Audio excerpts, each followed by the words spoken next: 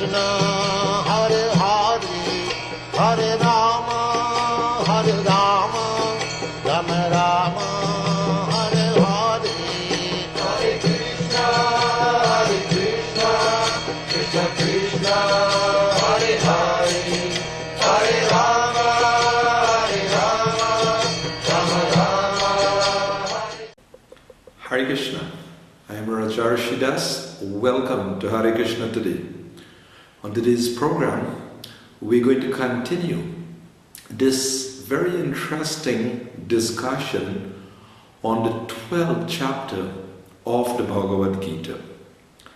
In our previous program, we discussed Arjuna's question. He wanted to know which is better, those who worship you in your personal form, or those who worship the impersonal manifestation. So Krishna went on to explain that those who worship him in his personal form is best, but the others, they would attain him also at last. It would take time. There's a little problem with that process. Then Krishna went on to establish the highest perfect stage. Mai eva mana adhatsva, mai buddhim niveshaya. Just always fix your mind upon me, all your intelligence in me.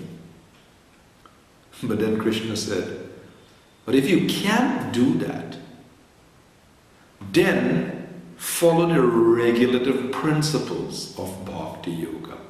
This is what Srila Prabhupada has established all over the world, a system to train people. It's called the International Society for Krishna Consciousness.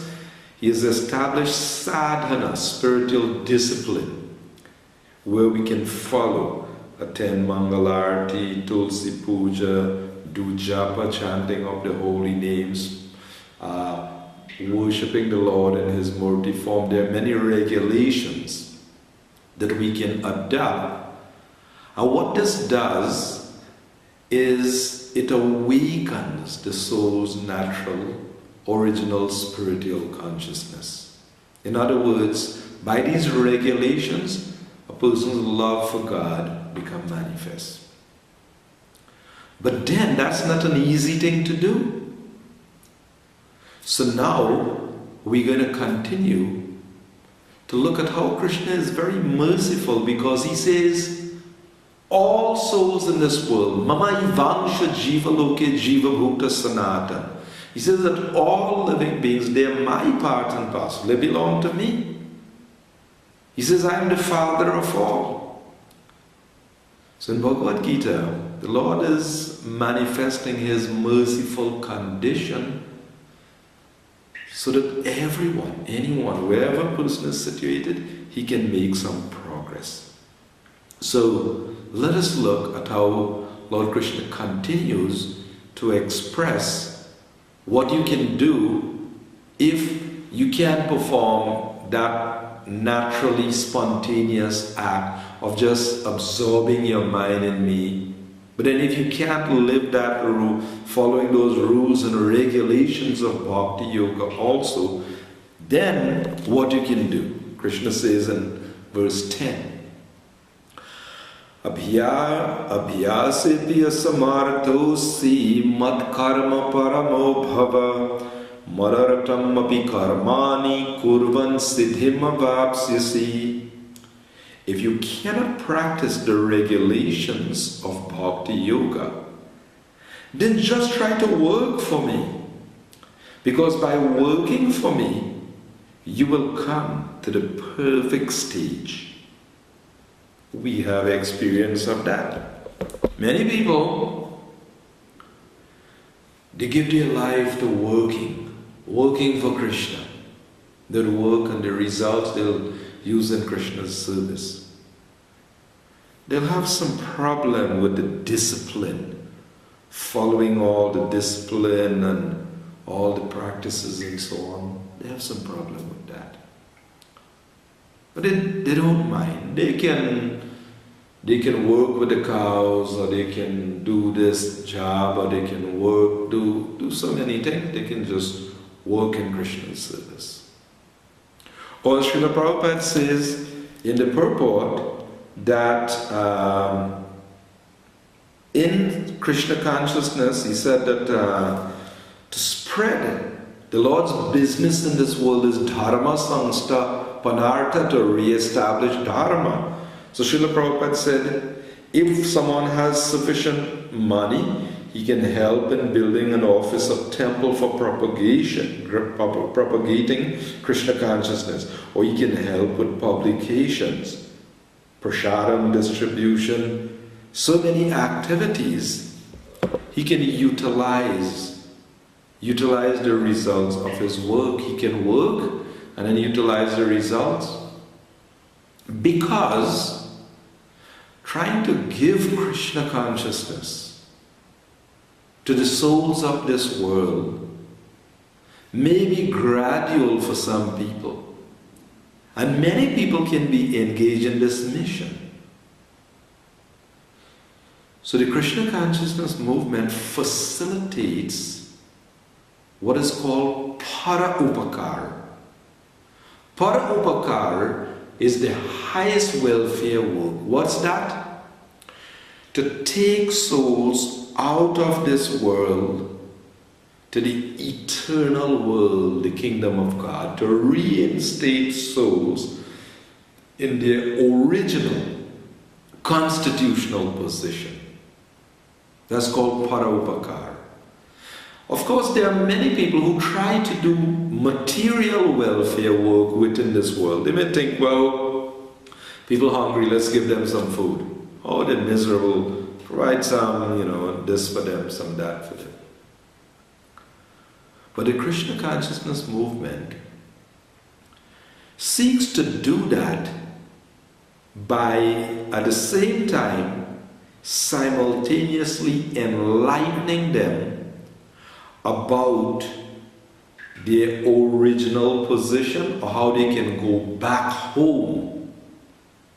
Instead of just giving them food, we may give them sanctified food, prasadam, that will purify their existence or awaken devotion in them. By helping to distribute knowledge, we enlighten people about their ultimate destination. So the International Society for Krishna Consciousness is designed in such a way. Krishna himself says how you should perfect your life.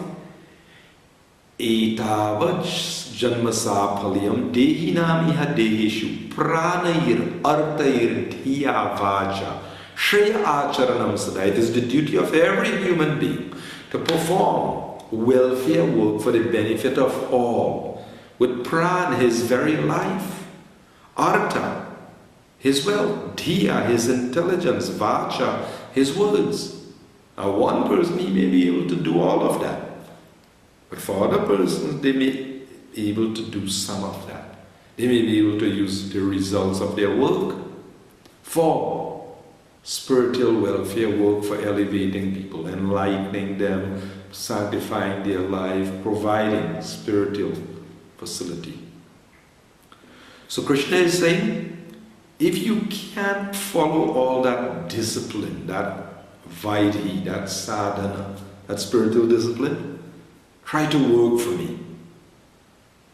But more mercy again. You can't quite come up to that standard, then Krishna says, Athaitadapya saptosi kartum madhyogam ashritaha sarva karma phalatyagam tatakuru yatatmavan. If however you're unable to work in this consciousness of me, then try to act, giving up all results of your work, and try to be self-situated.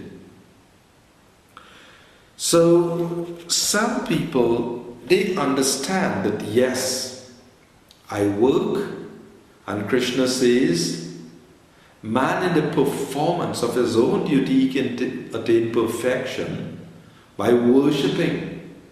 By performing one's duty, he can use the result to worship Krishna. But not everybody is in that state to do that. But Krishna is saying that if a person acts independently, he just works and he just tries to enjoy the result of his work, what happened? Karma bandhana. He becomes bound up in this world. Every action produces a reaction. So it binds one to this world. So Krishna is encouraging that you try to become detached from the results of your work. But then Krishna is saying, Shreyo hi jnanam abhyasaj jnana dhyanam vishishyate dhyanat karma phala tyagas tyaga shantiranantaram. If you cannot take to this practice, then engage yourself in the cultivation of knowledge. Better than knowledge, however, is meditation. And better than meditation is renunciation of the fruits of action, for by such renunciation one can attain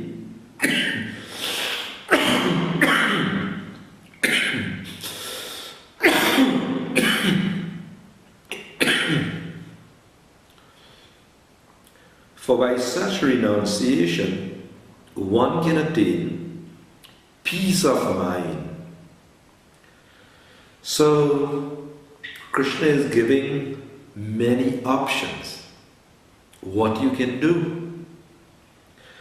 Now, by giving up the fruits of action, he said one can attain peace of mind. When people are just striving to enjoy the fruits of their labor, then it causes great disturbance. Yes, the reactions come, make one's life miserable. So Krishna is giving these different practices. Cultivate knowledge, meditate, or try to act giving up the results. But now Krishna turns now to speak about the devotee again and the glories of the devotee. He glorifies the qualities of the devotees who have engaged themselves in his service. And these are wonderful qualities that Krishna says makes a person very dear to him. 13 and 14 he says, Adveshta sarva bhutanam maitra karuna evacha nirmamo nirahankara samadukha sukhakshami santushta satatam yogi yatatma dridha nishchayaha mayarpitamano buddhir yomar bhakta same priyaha. One who is not envious but is a kind friend to all living entities, who does not think himself a proprietor and is free from false ego, who is equal in both happiness and distress, who is tolerant, always satisfied, self-controlled, and engaged in devotional service with determination.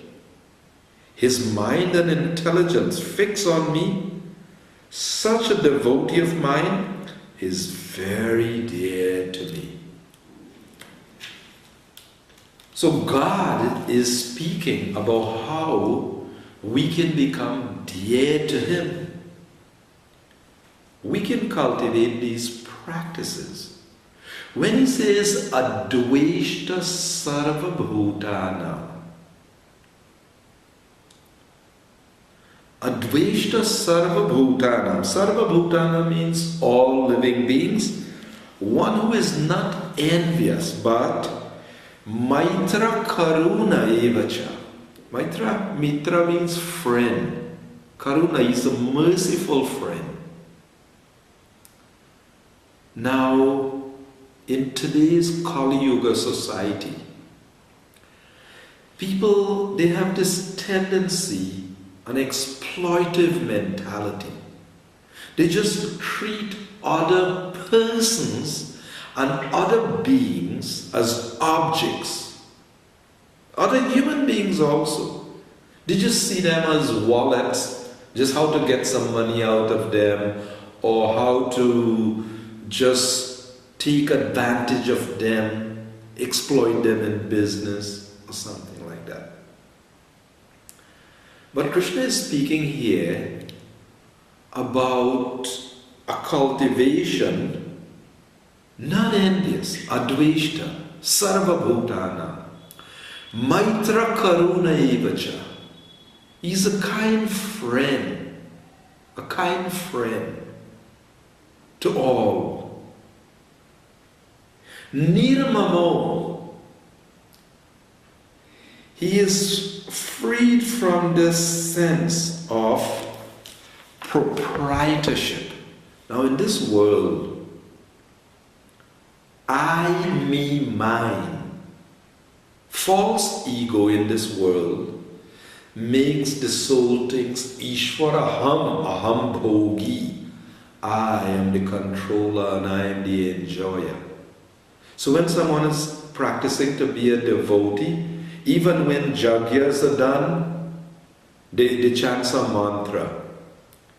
Idam Krishnaya, idam na mama. Idam Krishnaya. It all belongs to Krishna. Idam na mama. None belongs to me. I offer. The offering jagya. Idam Krishnaya, idam na mama. Nothing belongs to me.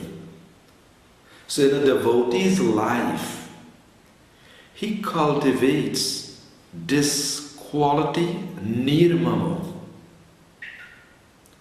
Nirahankara. He is free from false ego. What is false ego? Generally you hear people use the term, right? He has a lot of ego, right?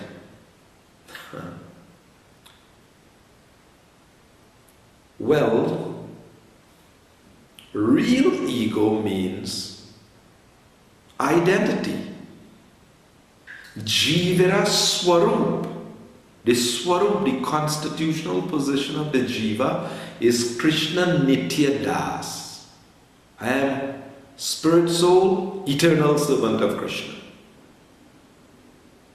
That is ego. But false ego, in Sanskrit, ahankar. Aham, two words. Aham and kara. Karata. I am the doer. I am. False ego is actually a very subtle element. Just like mind is there, intelligence is there. You don't see my mind, but I have a mind. I think. You don't see my intelligence, but I have a reasoning faculty. So, false ego is that bridge, is that connection between the spirit soul and matter, material nature. False ego is the element that makes the eternal soul think, I am a body. I am a man, I am a woman, I am black, I am white, I am dog, I am cat. It is that subtle element, ahankar, false ego, that makes the eternal soul think itself to be something that it is not. So, when a person has false ego, he identifies with something that he is not. He can think I am big and powerful because he's identifying with a physical body. But the true fact is that you're just a tiny spirit soul. That's what you are, a tiny Jeev, spirit soul. But you may have a big body and you're identifying with that big body. False ego. Or you have a lot of possessions and you're very proud of these possessions. So nirahankara, nirmama, nirahankara is free from false ego, who is equal in both happiness and distress. Not an easy one, right? Sama dukkha sukha, sama dukkha sukha actually. Or elsewhere in the Gita, Krishna describing the candidate for liberation. Sama dukkha sukham dhira is equipoise, heat, cold. So sukha and dukh is equal in happiness and distress. He is tolerant and always satisfied. Yes, tolerant. Not an easy one to practice. As a matter of fact, Lord Kapila, in describing the qualities of a sadhu, you know what he starts with? This is in Bhagavad. Lord Kapila says, Titikshavaha karunika. Yes, he starts with titikshava. Tolerance. Karunika, merciful.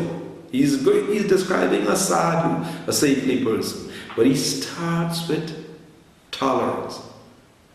Now after Krishna gave the first lesson in spiritual life to Arjuna, you are not the temporary changing body. You are the eternal soul without beginning and end. Never was there a time when I did not exist, nor you.